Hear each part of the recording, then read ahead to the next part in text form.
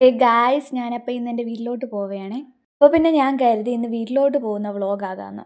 രാവിലെ 8:45 കന്യാകുമാരി ട്രെയിനിൽ പോകാനാണ് കേട്ടോ പ്ലാൻ. അങ്ങനെ രാവിലെ തന്നെ ഫുഡും കഴിച്ച് ഞാനും എൻ്റെ ഫ്രണ്ട്സും കൂടി തിരുവല്ല റെയിൽവേ സ്റ്റേഷനിലെത്തി. ഇവർക്ക് ട്രിവാൻഡ്രത്ത് വെച്ച് എക്സാം ആണ് കേട്ടോ.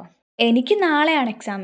ഇവിടെ ചെന്ന് കൊടുക്കേണ്ട രജിസ്ട്രേഷൻ ഫോം ഫില്ല് ചെയ്യുന്ന തിരക്കിലാണ് കേട്ടോ എല്ലാവരും. ഇവർക്ക് 3:30 റിപ്പോർട്ടിംഗ് ടൈം. എന്നാൽ ഞങ്ങൾ കുറച്ച് നേരത്തെ ഇറങ്ങി. ട്രെയിൻ നല്ല ലാഗായിരുന്നു കേട്ടോ. 8:45 വരേണ്ട ട്രെയിൻ വന്നപ്പോൾ 9:45 ഞങ്ങൾ ജനറലാണേ പോയത്. അതുകൊണ്ട് തന്നെ സീറ്റൊക്കെ കിട്ടാൻ ഇച്ചിരി ബുദ്ധിമുട്ടായിരുന്നു. അങ്ങനെ അവസാനം ഞങ്ങൾ ട്രിവാൻഡ്രം സെൻട്രലിലെത്തി. 12 മണിയൊക്കെ കഴിഞ്ഞു കേട്ടോ ഞങ്ങൾ ട്രിവാൻഡ്രത്ത് എത്താൻ. പിന്നെ ഞങ്ങൾ സ്റ്റേഷനിൽ നിന്ന് ഇറങ്ങി ഓപ്പോസിറ്റ് കണ്ട കടയിൽ ഫുഡ് അടിക്കാൻ കയറി. ഞങ്ങൾ 5 പേർക്ക് നല്ല വിശപ്പുണ്ടായിരുന്നെങ്കിലും ഞങ്ങൾ അധികം ഫുഡ് കഴിക്കാത്ത ആൾക്കാരായതുകൊണ്ട് ഞങ്ങൾ 3 ബിരിയാണി കേട്ടോ ഓർഡർ ചെയ്തേ.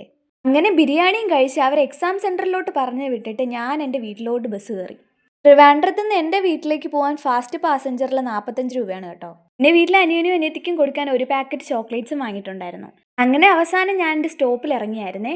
ഇവിടുന്ന് 15 മിനിറ്റ് വേണം കേട്ടോ എൻ്റെ വീട്ടിലേക്ക് പോകാനായിട്ട്. ഈ സമയത്ത് ഇവിടെ ബസ്സൊന്നും ഇല്ലാത്തതുകൊണ്ട് ഞാൻ പിന്നെ അമ്മയെ വിളിച്ചു.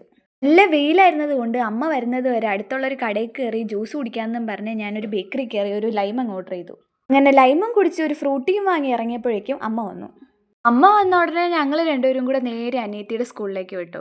അവളുടെ സ്കൂൾ വിടാൻ സമയം ആയതുകൊണ്ട് അവളെയും കൂടെ കൂട്ടിക്കൊണ്ട് പോകാമെന്ന് വിചാരിച്ചിട്ടാണ് ഞങ്ങളുടെ സ്കൂളിൽ പോയത്. അവിടെ ചെന്നപ്പോഴാണെങ്കിലോ കുട്ടികളെല്ലാം കൂടെ ആനുവൽ ഡേയുടെ പ്രാക്ടീസ് നടക്കുക.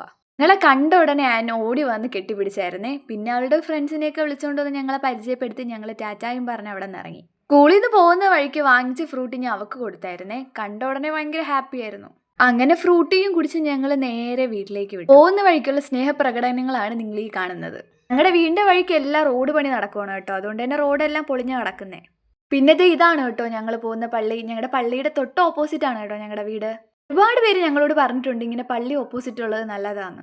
അത് ഞങ്ങൾക്ക് കിട്ടിയ ഏറ്റവും വലിയ ഭാഗ്യമാണെന്ന്. പിന്നെ ഞാൻ ഗേറ്റ് തുറന്ന് കയറിയപ്പോൾ നമ്മുടെ പട്ടിക്കുട്ടന്മാരൊക്കെ നമ്മുടെ അടുത്ത് ഓടി വന്നായിരുന്നേ. പിന്നെ ഞാൻ വാങ്ങിച്ച ചോക്ലേറ്റ്സ് ഒക്കെ അവൾക്ക് എടുത്ത് കൊടുത്തപ്പോൾ അവൾ വലിയ ഹാപ്പി ആയിരുന്നു കേട്ടോ. ഓടി വന്ന് എനിക്കൊരു ഹഗ്ഗൊക്കെ തന്നിട്ടുണ്ടായിരുന്നു. അപ്പോൾ അത്രയേ ഉള്ളൂ ഇന്നത്തെ എൻ്റെ വീട്ടിലേക്കുള്ള ജേർണി. അടുത്തൊരു വീഡിയോ ആയിട്ട് വരുന്നവരേക്കും ബൈ ഫ്രം ആദിത്യ.